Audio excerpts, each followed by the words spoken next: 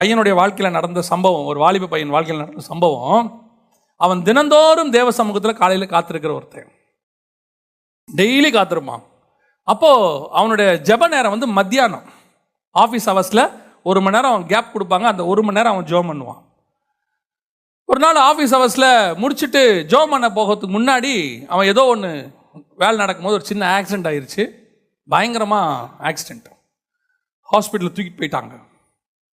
தூக்கிட்டு போயிட்டு அந்த ஜெப நேரம் வருது 12 மணிலேருந்து 1 மணி வரைக்கும். இவன் அன்கான்ஷியஸில் இருக்கான்.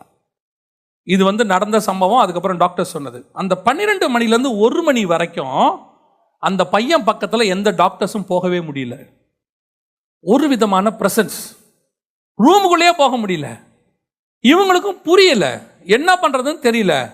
இவங்க பேசிட்டு இருக்காங்க, என்ன நடக்குது எல்லாம். அந்த பையன்கிட்ட போகணும், ஒரு மாதிரி இருக்குங்க, போக முடியல. கரெக்டாக 1 மணி தாண்டி போய் பார்க்குறாங்க. அவன் ஹீல்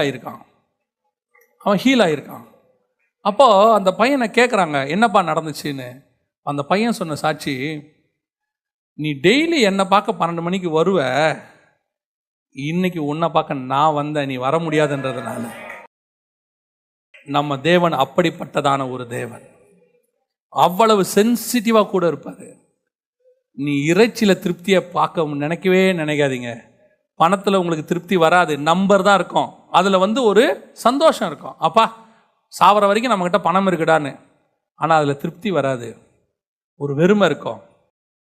எவ்வளோ வேணாலும் சாப்பிட்டு பாருங்கள், நீங்கள் எவ்வளோ வேணாலும் இடம் வாங்கி போட்டு பாருங்கள், எவ்வளோ வேணாலும் போடுங்க, ஆனால் உங்கள் வாழ்க்கையில் என்ன இருக்கும்? ஒரு வெறுமை இருந்துகிட்டே இருக்கும். அட் த சேம் டைம் நீங்கள் தேவனோடு கூட சஞ்சரிக்க தொடங்குங்க, ஆண்டவரோடு கூட பேச தொடங்குங்க, வசனத்தை தியானிக்க தொடங்குங்க. ஒரு நாள் உங்களால் இது எல்லாத்தை விட, நான் வசனத்திலேருந்து உங்களுக்கு சொல்லணுன்னா, ஆபிரகாம் தேசத்தை சுதந்திரிக்கிறாரு, பேரப்பிள்ளை வரைக்கும் பார்த்துறாரு, யாக்கோபு வரைக்கும் பார்த்துறாரு. வசனத்தின்படி பார்த்தீங்கன்னா அவன் யாக்கோபு ஈசாக்கு என்பவரோடு கூட கூடாரங்களில் குடியிருந்தான் இருக்கு. இவ்வளத்தையும் பார்த்துட்டாரு. அவருடைய சொத்து எப்படி இருந்துச்சாமா? பூமி தாங்கக்கூடாததாக இருந்தது. அந்த ஊழியக்காரன் சொல்கிறான் போய் லாபான்கிட்ட, அவர் செல்வச்சீமானாக இருக்கிறார் அப்படிங்கிறான். அவ்வளோ பெரிய கோடீஸ்வரன், அவ்வளோ ஒரு நாடு, இஸ்ரவேலுங்கிற நாடே கர்த்தர் என்ன பண்ணிட்டார்? அவனுக்கு வாக்கு பண்ணிட்டாரு. பேரப்பிள்ளை வரைக்கும் பார்த்துட்டான். இவ்வளத்தையும் பார்த்த பிறகு அவன் சொல்கிறான், இதை அல்ல, இதிலும் மேன்மையான பரமதேசத்தையே அவன் நாடினான். இந்த அறிவை எப்போ வரும் தெரியுமா? நமக்கு 60 வயசில் வரும், 70 வயசில் வரும். எல்லாம் பண்ணிட்டு பிள்ளைங்கள்லாம் செட்டில் பண்ணிட்டோம். இப்போ என்ன பண்ணலாம்? ஒரு வெறுமை வரும். அப்போ தான் பைபிளை பிரிப்பாங்க.